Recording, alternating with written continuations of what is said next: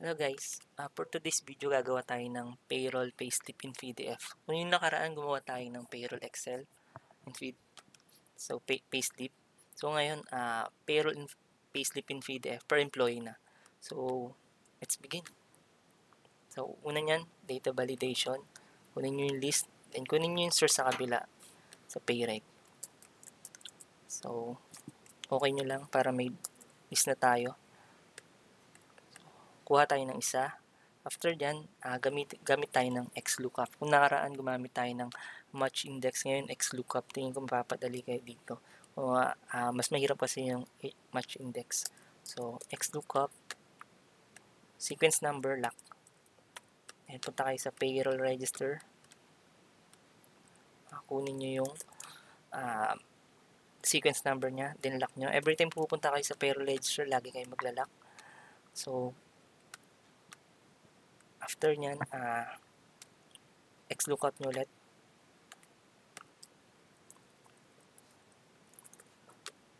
Then, punta kayong payslip. Kunin nyo yung code or description. Ito wag nyo lock kasi kailangan gumalaw yan. So, after nyan, kunin nyo yung payheads nya. Lock. And kunin nyo yung buong file. Ay, yung data nya. Then, lock. Then, 0. Okay nyo. So, kung mapapansin nyo, meron na tayong basic pay. Yung basic pay ni Lebron James is 7825. So, yung number 1 natin na sequence, ito yan. 7825. So, ito siya. So, kung mapapansin nyo, yung days of work dito, cater neto yung payroll na to. Cater neto yung mga prorated, tsaka mga semi-monthly, tsaka daily paid. So, kung maglalagay kayo, kunwari, new hire, pumasok siya ng 6 days lang or 7 days, kung mapapansin nyo, nag-iiba yan. So, pero kung ilagay nyo null or 0, so meaning, semi-monthly siya. So, buong semi-monthly, makukuha niya buo. So, after nyan, lagyan nyo ng NA to or F error para if ever may blank na sa katabi niya, hindi siya mag-error. So, isi-zero niya. After nyan, copy-paste nyo lang lahat. Copy nyo, then paste nyo sa lahat ng data niya. Oh, shucks. So, lahat copy. Then, paste. Paste. Paste nyo lang. Then, ito, so days of work, paste nyo lang din. Then, ito, tanggalin nyo lang naka-blank. Then, after nyan, meron na kayong payslip. So, kung binabago nyo to, ginawa nyo 2, 3, lahat yan magbabago yan. 4, 5. So, dahil nakagawa na tayo, gagawa tayo ng PDF file. So, para maging PDF file to, kailangan natin ng macro. So, itong developer na to, kailangan nyo lang i-enable yung macro nyo. So, kung para mag-enable macro kayo, punta kayong file, then option. Then, ito option, enable nyo lang. So, siguro, next video ko na lang ang pag-macro. So, for that, gagawa tayo ng sequence number niya. So, ito yung start date. Employee start niya. Then, kuha tayo ng merge natin to. Lagyan lang natin ng employee 9 ID. So, gitna lang natin. Tapos, ayusin lang natin. So, kung kailangan. So, pangalawa, kailangan natin yung mag-end kasi sequence yung gagawin natin eh. Sa macro, pag sequence niya, yung magkakasunod lang. Hindi yan pwede yung tatalon-talon. So, employee start. Ito yung start niya. Then, gawa tayo ng employee end. Kung ilan yung employee nyo, dun lang siya mag-generate ng PDF. Kunwari, 1 na to. Then ito, kung ilan yung PDF nyo, kunwari 13 yan, lagay nyo 13. So, 13. So, ngayon, mag-insert tayo para sa paglalagyan ng macro. So, developer, yung insert natin, mag-insert tayo. Then, lagay lang natin dito. So, click mo lang. Ito, lagay natin ng file name PDF. PDF button na lang. So, tanggalin natin yung 11. So meron na tayong PDF button.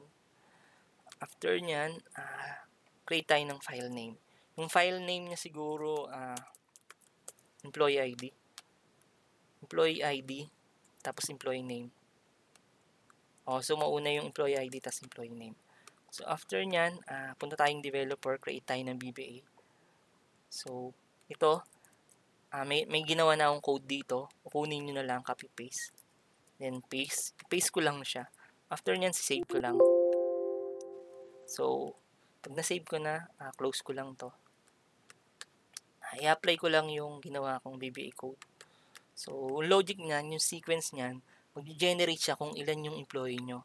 So, kailangan maglagay kayo ng kung kailan saan siya mag-generate. Kunwari linagay nyo 2. Start niyan 2. Pero kung linagay nyo 1, start yan 1. Pero yung end dito, kung ilan yung employee ID, kung ilan yung employee nyo.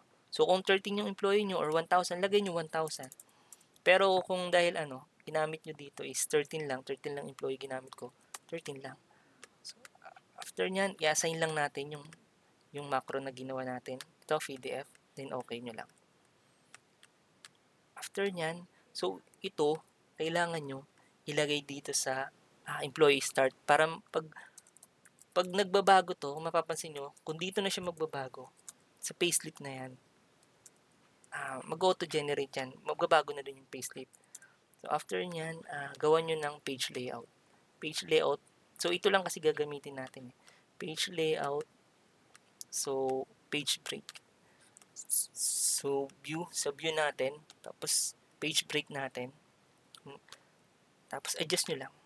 So, kailangan yung payslip lang. Ito sa button, hindi na. So, balik natin sa 100. After nyan, kung mapapansin nyo, gusto ko na mag-generate. So, start ng 1 to 13. So, okay mo lang. So, pwede kang mag-create ng name dito. Payroll. Yung company name, tapos yung payroll payout nyo. Siguro lagay ko payout ko is June 10, 2023. Then, okay mo lang. After okay mo lang, so mag-generate na siya. Kung mapapansin nyo, nagbabago to, no? So, lahat yan magbabago. Then, pagkatapos niya, na-generate niya na lahat. Kunwari, may 500 kayong employee. Pag na-generate niya na yan, lalabas dito sa file save. Lalabas yung kung saan nyo sinave yung file. Kunwari, LeBron James. Puntahan nyo lang. Then, open nyo kahit saan nyo open with. Kunwari, Google. So, ito na siya. Diba? So, yung pangalawang name nyo is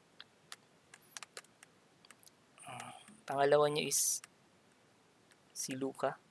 Nandito na siya. So, lahat yan, may generate na lahat.